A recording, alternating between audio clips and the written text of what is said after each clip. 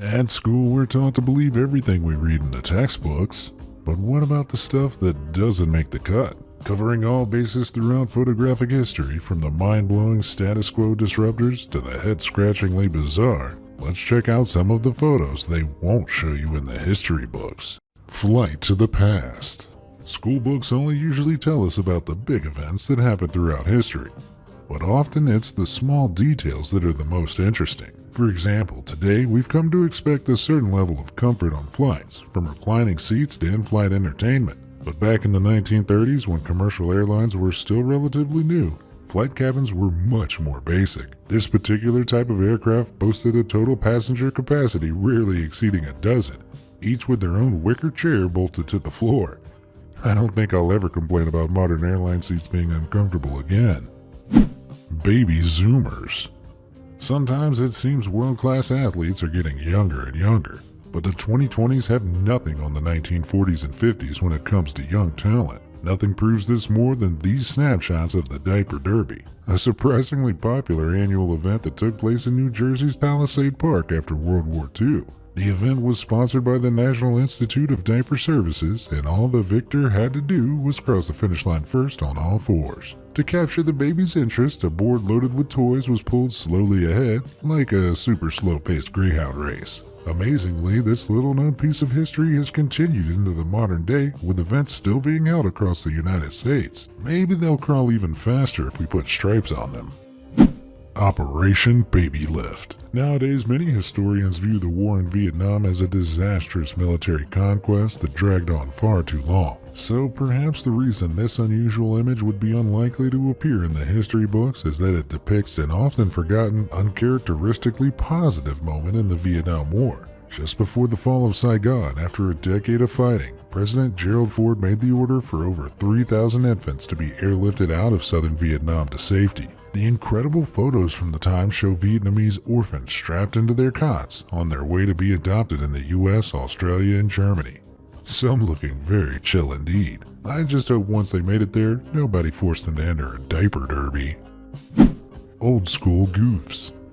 The perception we're given in school of people in Victorian England is one of a very serious society who put etiquette and politeness above all else. Throughout our education, we see unsmiling photos of people in corsets or top hats, but they don't tell the whole truth. Back in the early 19th century, when photography was in its infancy, it took a long time for photographic material to gather enough light to form a visible exposure. Because of this, 15 minutes was considered a quick photo. Being such a slow process, everything was controlled to reduce the chance of ruining a picture, meaning people rarely smiled for photos, as a grin was difficult to maintain for so long. That's why photos like these are so rare, but so eye-opening and showing that even Victorian-era people had a sense of humor. It wouldn't have been easy to hold these silly poses for such a long time, so these people would have needed some serious perseverance. Now that's committing to a joke.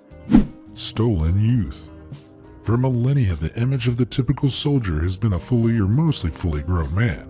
So when we're confronted with something that goes against this stereotype, it can be shocking. Near the end of World War II, when the Allies were closing in on Berlin, the German army was stretched extremely thin. So much so that in some instances, Germany's youngest males were the last line of defense. Now, this incredible picture shows two young boys who had been captured in the town of Aachen, speaking to the men they'd been shooting at moments before. This photo wasn't an easy propaganda image to sell to the folks back home. It shows the reality of the desperation war creates and draws into question how culpable the enemy really is. Fidel and friends. Following a bloody civil war that lasted 5 years, Fidel Castro took control of Cuba in the 1950s, becoming a symbol of revolutionary spirit worldwide, despite his numerous shortcomings. But for the US government, he was a threat to their very way of life. So when Castro made a trip to New York in 1959, you'd have thought security would have been his top priority. But it turns out the military man was on the charm offensive. In an attempt to win over the public, a PR firm had Fidel feeding peanuts to elephants, cuddling American babies and ladies alike, and even munching hot dogs and ice cream. To top it all off, Castro visited school children who adopted his iconic look for the visit. This laid-back, nonchalant public persona couldn't even be broken when there were reports that he had a target on his head. These jovial image of such an infamous enemy of the state were, certainly at the time, something Washington would rather people forgot. D-Day. When you look up World War II in the history books, you'll probably see the usual types of pictures. Flags being hoisted, world leaders surveying maps, buildings covered in flames. But when soldiers weren't fighting on the front lines, they were usually trying to fight off boredom, often by making each other laugh. So when these two American GIs came across a German anti-tank launcher known as a Panzerschreck, they knew just what to do. Some things never change. Whether it's 1944 or 2020, guys will always boast who has the biggest bazooka. Made in China. In America, in the immediate aftermath of World War II, Japanese Americans were relentlessly targeted as accused enemies of the state, usually without any proof of wrongdoing. This involved imprisoning around 120,000 people in concentration camps. But Americans of Japanese ancestry weren't the only ones targeted. Few people are aware of the impact this xenophobic political current had upon the Chinese population of 1940s America. Given the lack of understanding of differences between East Asian racial groups among the American populace, targeted attacks and imprisonment of Chinese Americans became shockingly common. So, some Chinese American citizens took the step of identifying themselves by their race to stop the collateral persecution. This photo shows two people wearing pins that say China on them in an attempt to maintain their freedom and avoid being attacked. The history books like to paint the US as the heroes of World War II, and maybe they're right, but it's certainly unnerving to witness a remarkably similar kind of racial persecution happening stateside as the US had been fighting in fascist-occupied Europe. Taliban. Some photos are incredibly striking simply because they challenge what we understand as normal in the present day. For example, when Westerners picture Afghanistan, they usually think of the near constant state of war that's ravaged the country for 4 decades.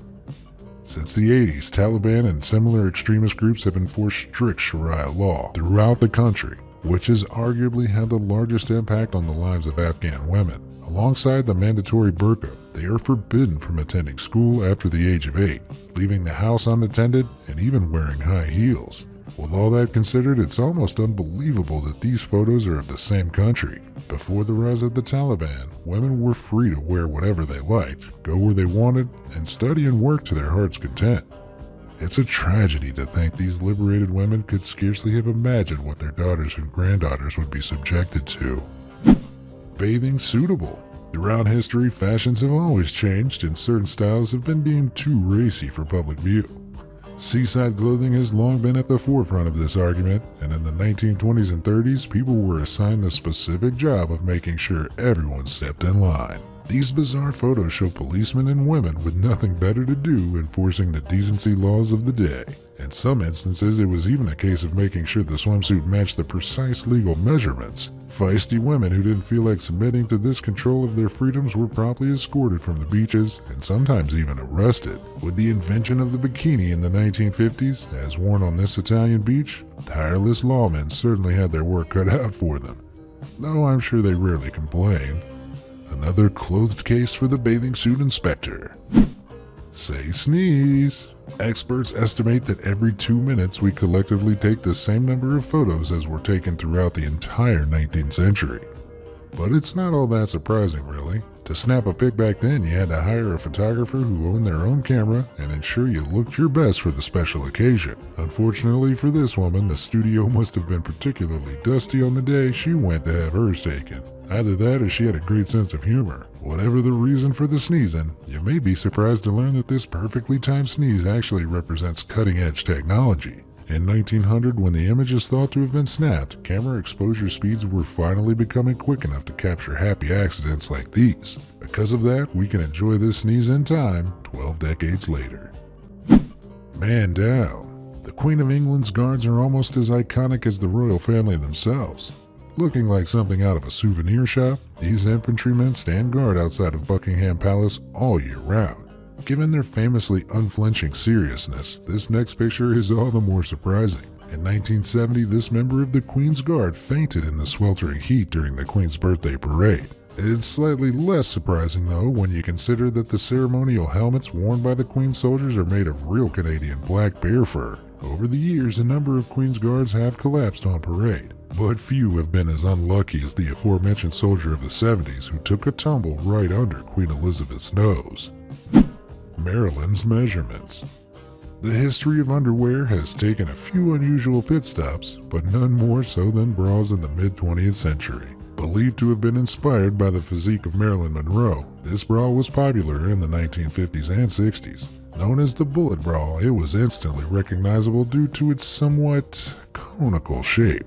The style may not have lasted long enough to make it into the textbooks, but it certainly made an impression. Long before Laura Croft, this piece of conical couture was drawing eyes and almost poking them out.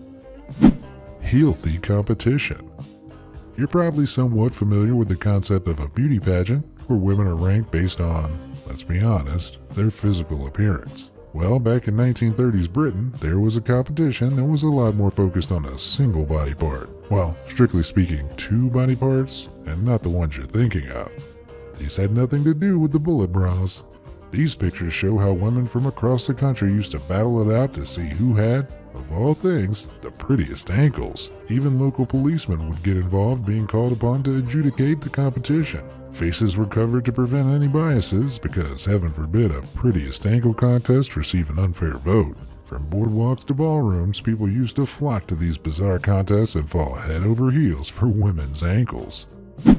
Royal Range. Queen Elizabeth II is one of the most famous rulers on the planet. She's been on the throne for almost 70 years and is the longest sitting monarch of all time. All those years in the spotlight have resulted in thousands of iconic photos being taken of her. From greeting crowds to strolling with Gorkies, the history books are spoilt for choice when picking photos of her life. But occasionally it's possible to stumble upon a remarkably obscure image of her in a setting not many people have seen. There's one such photo that fits this bill better than any. Pictured here firing an L-85 rifle, we are all reminded of the Queen's role as the head of the British military, as she appears to handle it like a pro. I don't know about you, but judging from this photo, I think the Queen's overdue a starring role in the next Rambo movie.